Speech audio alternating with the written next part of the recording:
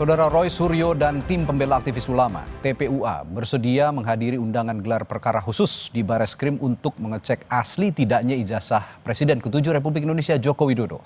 Namun mereka menolak dipanggil Polda Metro Jaya hari ini untuk mengklarifikasi soal tudingan ijazah Jokowi palsu.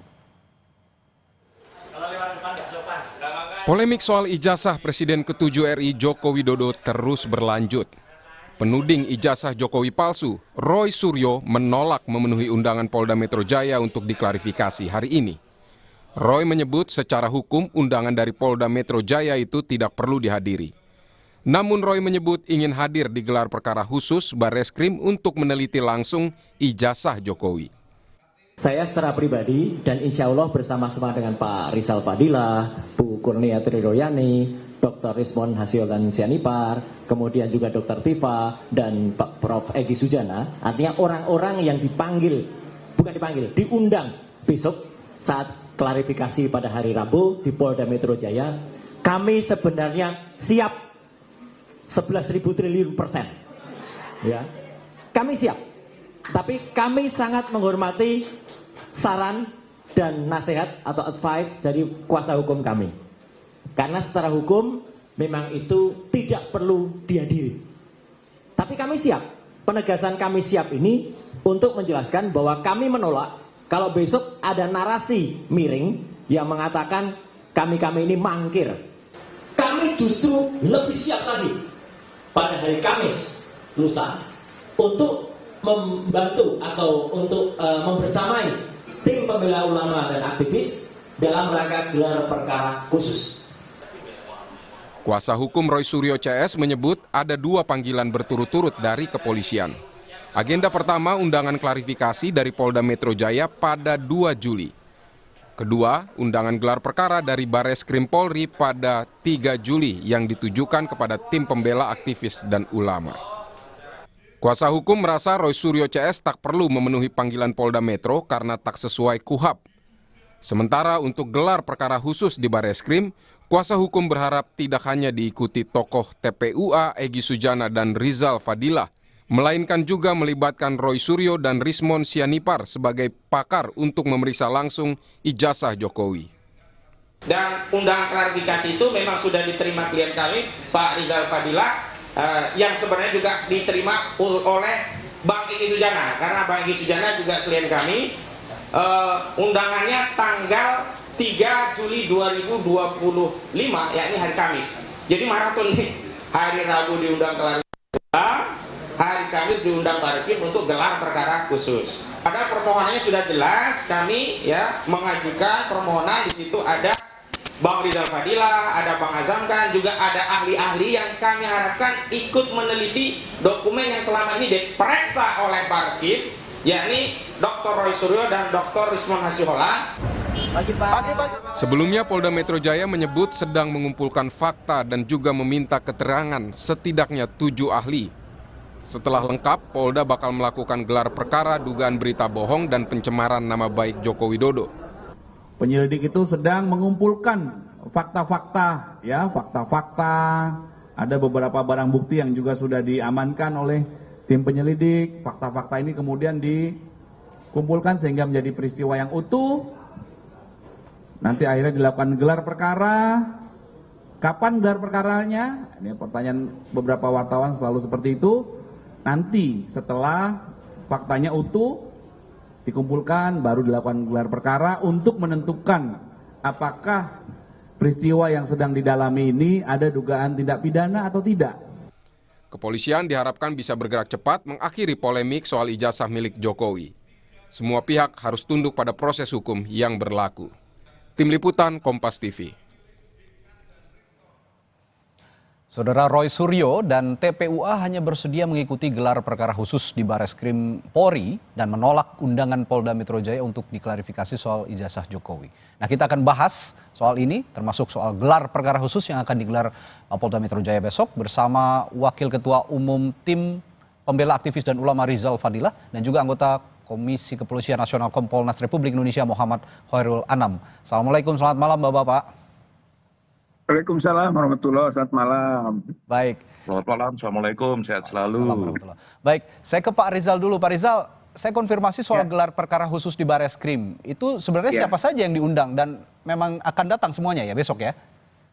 Ya, yang diundang di situ Ketua TPUA, Prof. Egy Sujana dalam kurung TPUA. Nah, kalau tidak bisa boleh dan atau wakil, gitu kan? Ada dan atau berarti dan itu bisa jumlah lebih dari satu, gitu kan? Kalau mau alternatif ya ataunya. Nah, insya Allah dari sisi TPUA tentu saja samping ketua, wakil ketua atau beberapa sekjen yang memang pada waktu itu yang memohon gelar perkara itu saya tanda tangan dengan sekjen Pak Azam Khan gitu.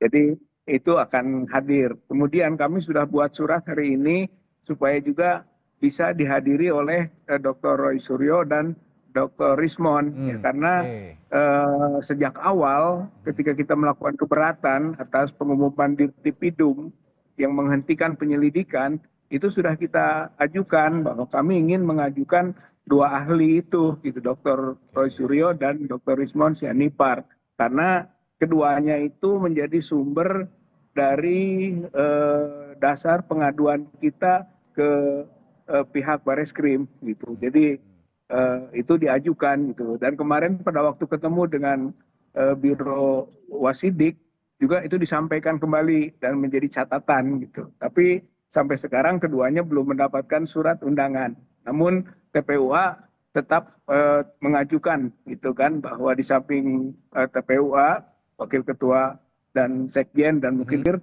itu ditambah dengan Dr. Roy Suryo dan Dr. Rismon Sianipar. Begitu, Pak. Oke, jadi dua nama itu Pak Roy Suryo dan Pak Rismon ini diajukan sebagai ahli. Kalau Anda bicara tadi seperti itu ya, Pak Rizal? Ya, oleh TPUA, karena oleh TPUA. selama ini juga data-data yang kita masukkan ke pihak Bareskrim itu adalah hasil kajian kedua ahli itu. Oke, tapi apa kalau Roy Suryo atau Pak Rismon ini nggak ikut, apa hasil gelar perkara khususnya ini nanti bakal ditolak atau bagaimana? Kok Anda yakin sekali bahwa dua ahli ini harus dihadirkan dalam gelar perkara khusus gitu, Pak Rizal?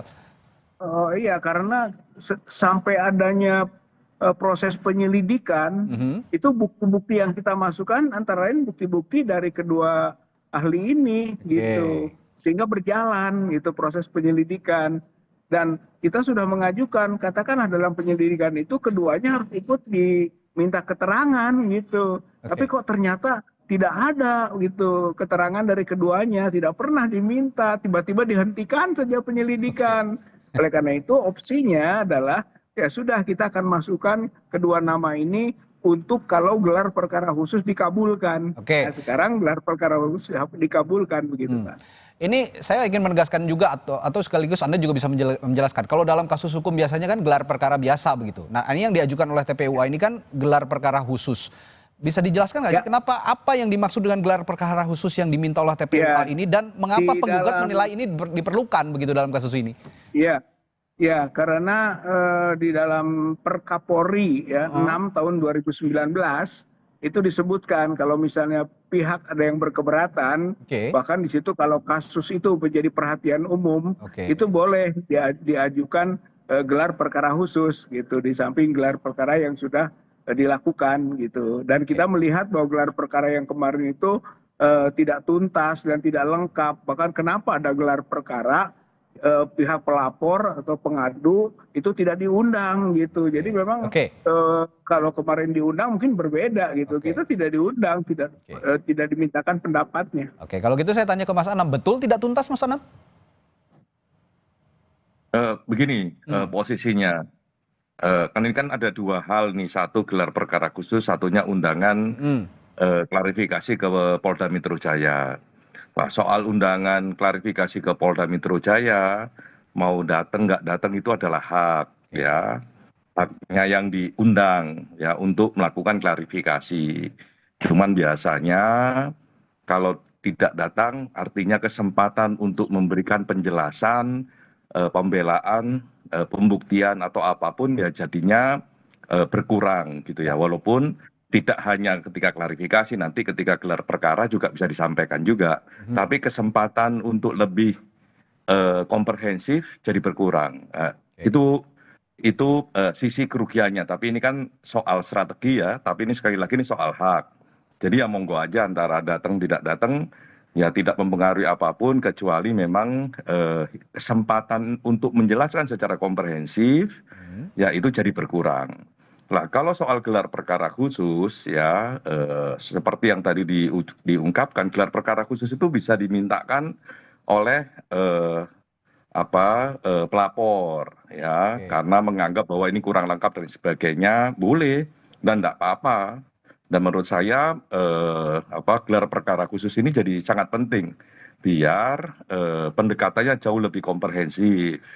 Nah, pertanyaan kedua, apakah boleh membawa ahli? Saya kira juga boleh gitu. Dan gelar perkara khusus ini sebenarnya bukan sesuatu yang tidak pernah terjadi, ini sering terjadi juga, enggak apa-apa. Jadi semakin komprehensif pihak-pihak yang hadir di situ, semakin bagus prosesnya.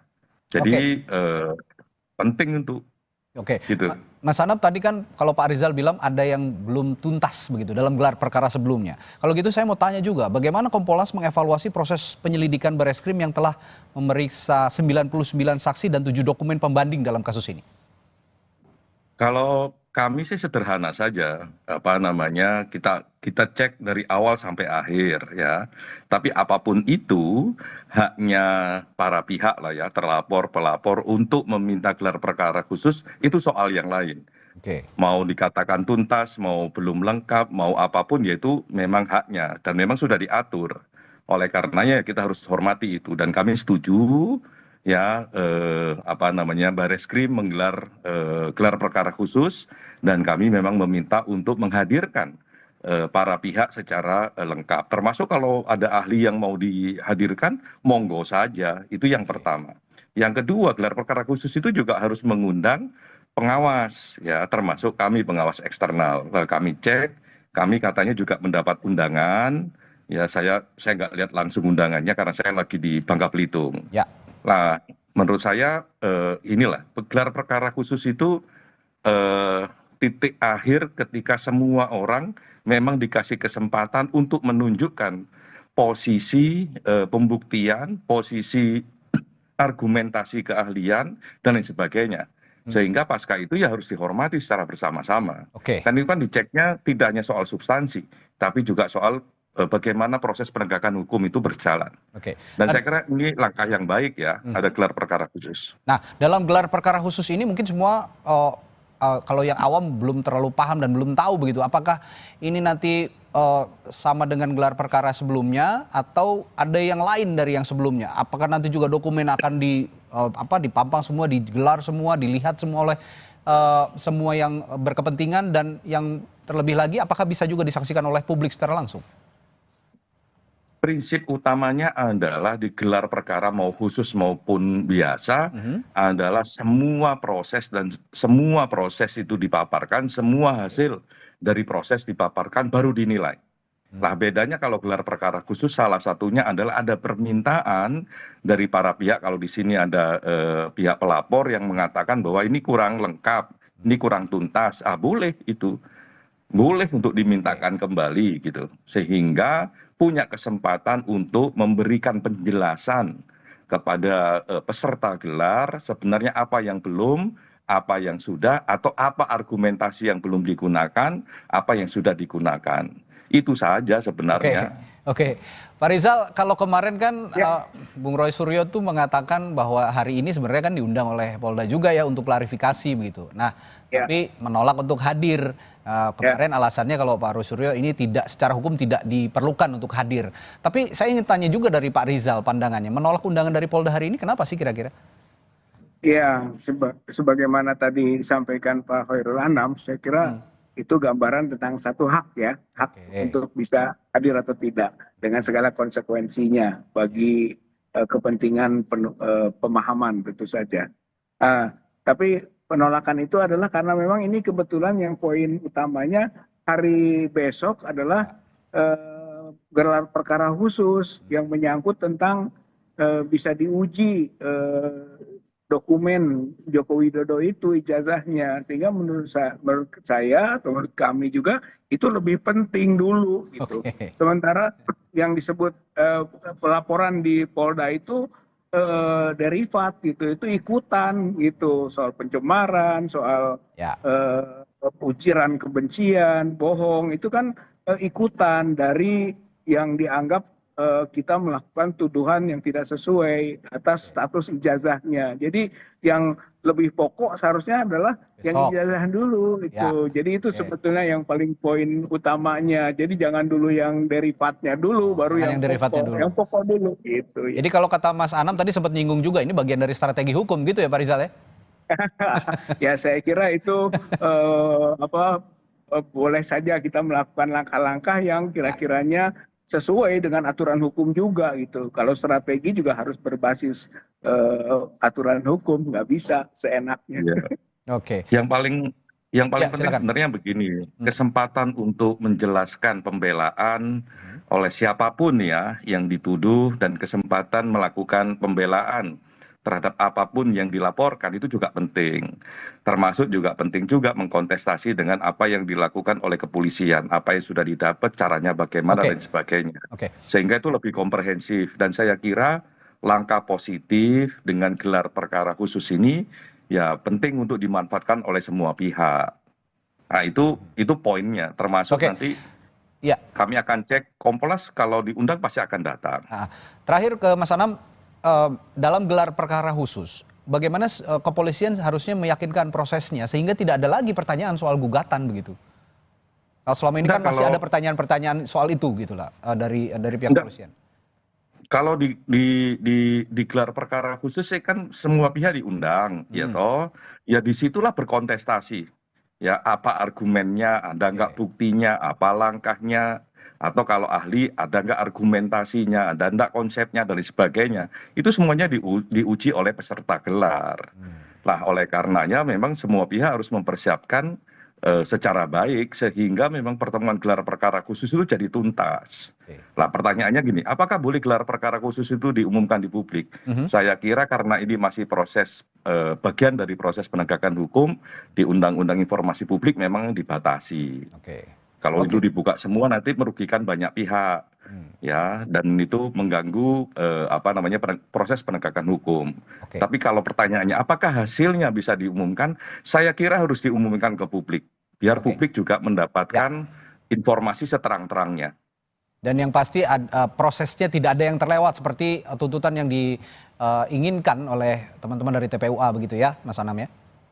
Iya, kalau gelar perkara khusus saya kira sudah tidak ada lagi ini nggak dilibatkan, ini belum disampaikan, nggak bisa begitu. Kesempatan emasnya itu di situ. Kesempatan emasnya di situ. Baik, kita nantikan besok ada gelar perkara khusus dan nanti mudah-mudahan hasilnya juga bisa diterima oleh semua pihak dan bisa menuntaskan kasus ini secara terang benderang dan tuntas begitu ya. Baik, terima kasih Wakil Ketua Umum Tim Pembela Aktivis dan Ulama Rizal Fadilah dan sama-sama Pak Khairul Anam. Selamat malam, assalamualaikum. Sama-sama. Terima kasih banyak.